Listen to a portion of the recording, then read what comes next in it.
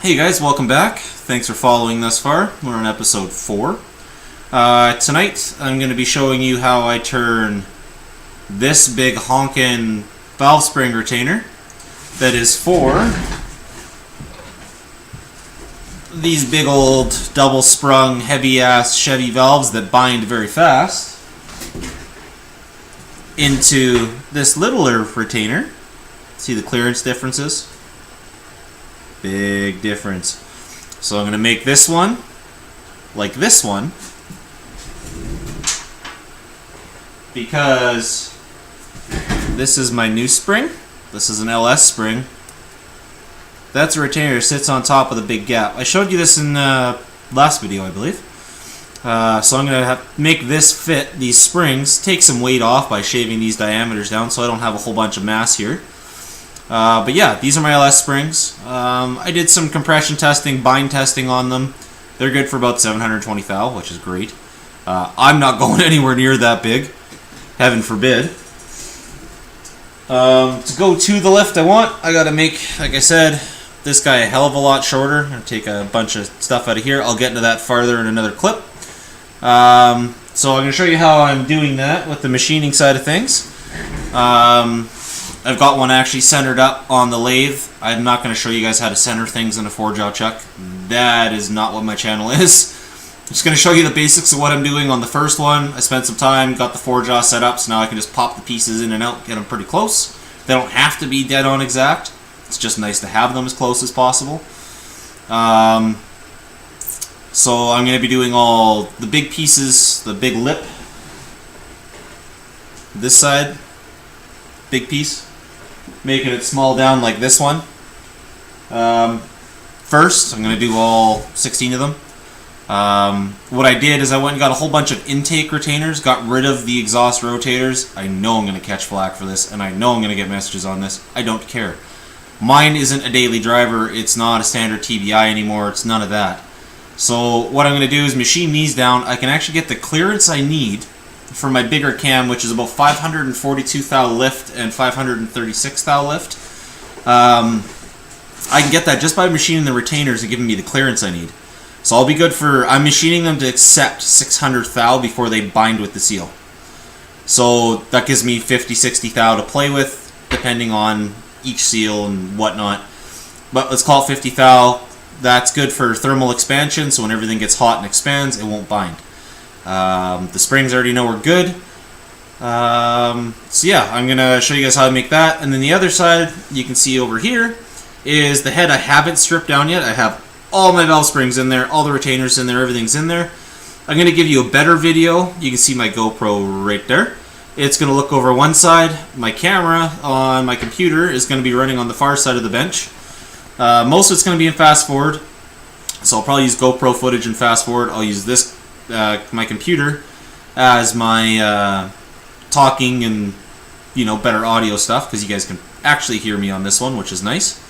So I'm going to do dual footage. I'm going to set up the GoPro to look over the lathe. I'm going to set up the computer to look at the lathe so I can explain kind of what I'm doing as I'm cutting. I don't have the exact tooling I need, so the way I'm set up for tooling is not the greatest, but it'll work. So I'm going to go with it.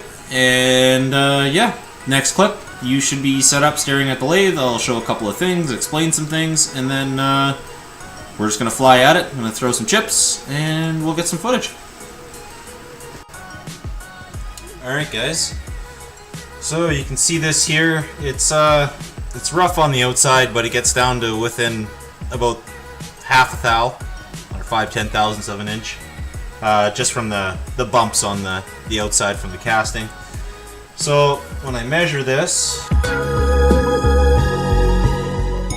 so if I go 119 minus say 40, so 120 minus 40, I take about 80 thou off, call it 75 thou, double check it then.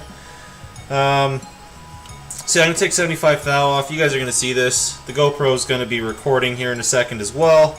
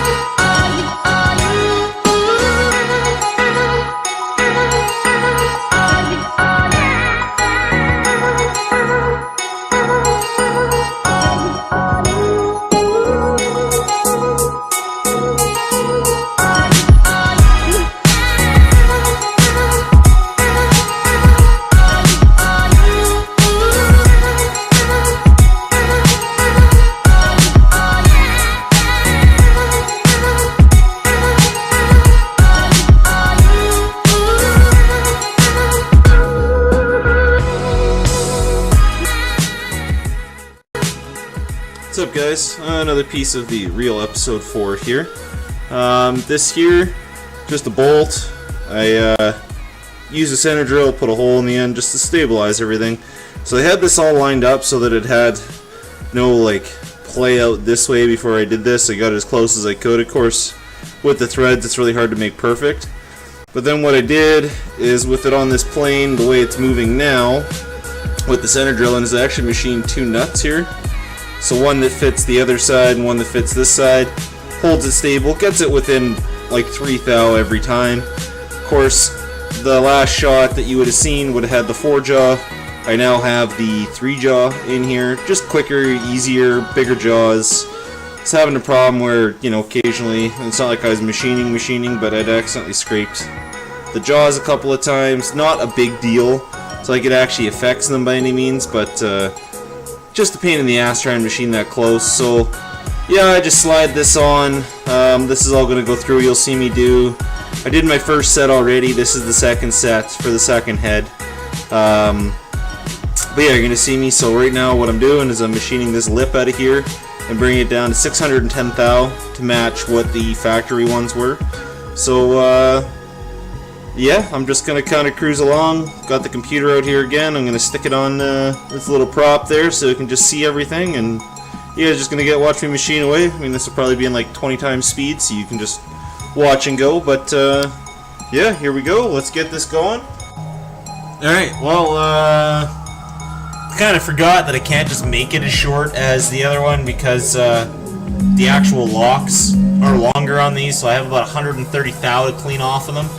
So I'm just going to take some base measurements here and get my numbers, and then I'm just going to keep going down to I think about 130 thou off, give or take, and we'll be good.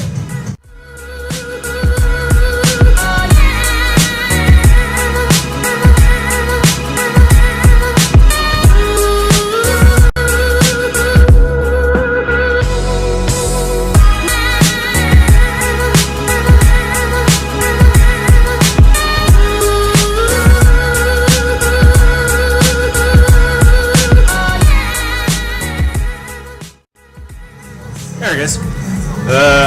So obviously, I'll show you here. This is the LS one. This is the TVI one.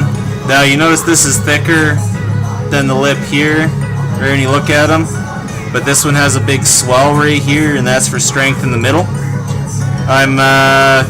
This one's just a little thinner overall than these guys.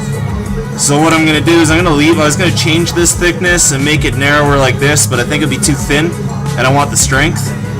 So I'm just going to machine it down so that the distance from this to this is the same on here. So from this lip up to here, wherever, machine it down with the lathe, just little passes back and forth until I cut it in, and we're good. There's a cutoff tool. I might even just try that.